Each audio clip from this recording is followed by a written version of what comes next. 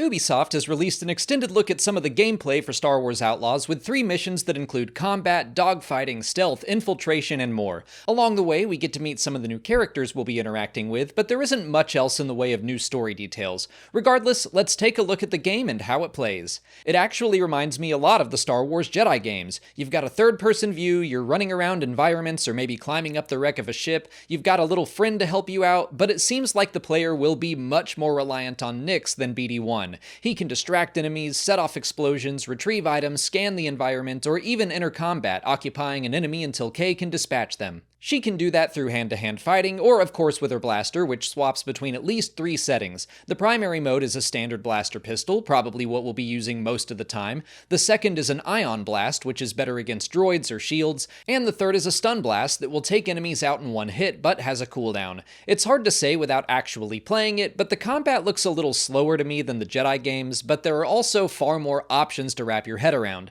We'll have to make decisions for Kay and Nix on the fly. The quote reload mechanic is similar to what we saw in Battlefront 2. It looks like we'll have to hit a button and time it for a standard reload, or if we do it just right, we'll get a bonus or something.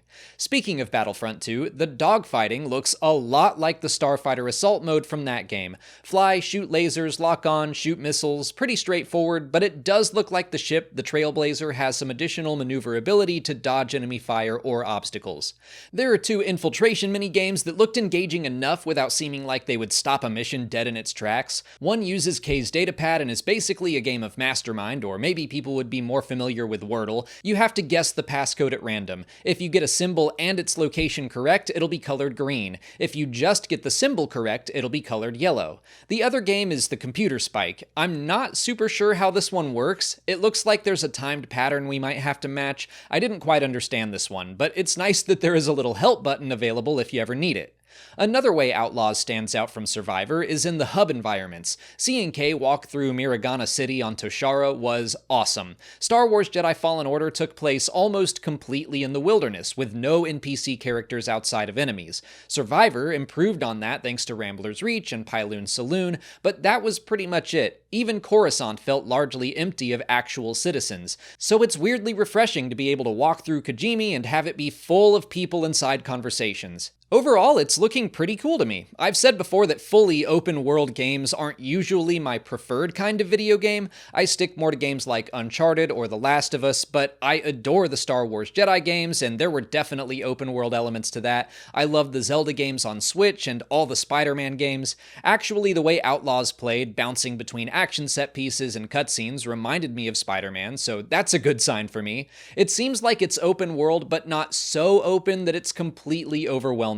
That's how I felt playing games like Fallout or Skyrim, for example. I'm the kind of gamer that needs a little more guidance. But let's talk about each of the 3 missions that were revealed: False Flag, the Wreck, and the Relic. In False Flag, Kay is on a high-stakes job to destroy data on an Imperial space station. To finish the job, she must help a Galusian named Bosnok on board the Trailblazer and fight through Imperial forces back to the Pike Syndicate underboss Gorak.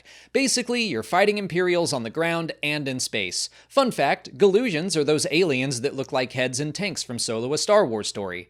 This seems like an early tutorial-type mission that walks you through the basics of stealth, combat, infiltration, dogfighting, and the wanted system. In Grand Theft Auto, you have to lose the police and hide until your wanted status goes away. That might be something you can do in Outlaws too, but in this mission, you have to destroy the TIE fighters chasing you, and then hack into a comms relay to wipe away your wanted level.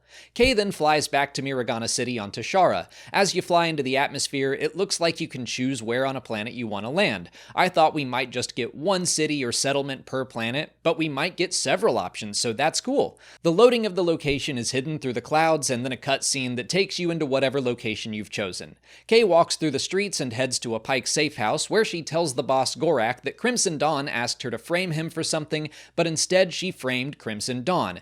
This is where the player gets a little extra agency. It sounds like we'll be able to decide who we actually want to frame within the mission. Why anyone would side with the Pikes over Crimson Dawn is beyond me, but hey, you get that choice, and that's neat. While Kay is walking through the city, there are audio cues to suggest other quests or side quests the player might want to hop into, which is fun. The second mission, the Wreck, caught my attention with a High Republic connection. With the Trailblazer in shambles, Kay has navigated the black market to retrieve spare parts for the ship. A lead on a compatible nav computer is taking her to an ancient High Republic shipwreck where her skills as an explorer and thief are put to the test.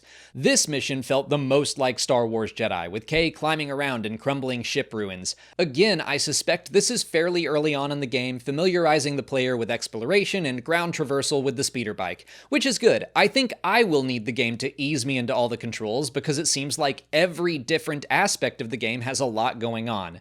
It was in this mission I also noticed some fun side quests, like find different ways to make Nyx happy. I don't know if those are just for achievements or trophies, or if they will unlock experience or cosmetics in the game or something. Either way, I would like to make Nyx happy, please. I also noticed a music note at the bottom of the screen. I have no clue what this means, but I wonder if, like in Grand Theft Auto, Kay can ride around or explore with the radio on. Maybe we can unlock new in-universe music like in Star Wars Jedi Survivor. That was a feature from those games I liked a lot, so I'd love to see more new songs in Outlaws. I also like the High Republic aspect of this mission since I'm a fan of the books and comics, but it kinda seemed like it was a connection in name only. It could have been just any old shipwreck. Maybe there will be more details to reveal the ship was a Republic longbeam that crashed in a Nihil attack or something. A little more context would be nice, but that's just the Easter egg hunter in me talking.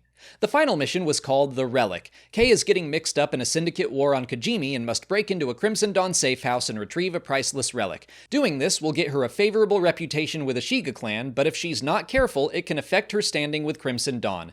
It sounds like doing this will help Kay recruit an explosives expert to her team, who I assume we'll need for the big end-of-game heist. I wonder if this is the only route to recruit them, or maybe there's a mission we could choose to instead break them out of a Shiga clan custody. Maybe it's required, which I do think would be interesting. If you're working up your reputation with Crimson Dawn, you might have to go against them here, so your main goal would be to not get caught. You're breaking into a vault which is similar to another Crimson Dawn vault seen in the War of the Bounty Hunter comics. I like that you can see a mix of enemies. Some look like new recruits from Kijimi, but then there are also enforcers in the classic Crimson Dawn armor from Solo: A Star Wars Story that are probably put there to keep those new recruits in line. Whoever is playing winds up failing at the stealth aspect, which is probably exactly what will happen to me too. I wonder how that works. Like, if you leave no survivors, maybe your reputation won't get damaged. Either way, Kay returns the relic and sets up future work with the Ashiga clan. Once again, I have to assume this is an early mission, setting up footholds with the various syndicates, which makes sense, but I'm also glad to see we're not stuck on Tashara for the bulk of the game's introduction.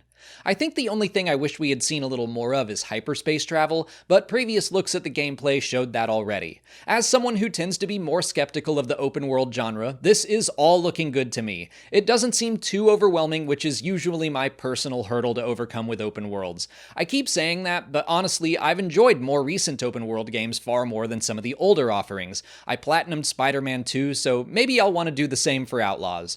But those are my impressions of the new gameplay. Let me know what you thought of it in the comments.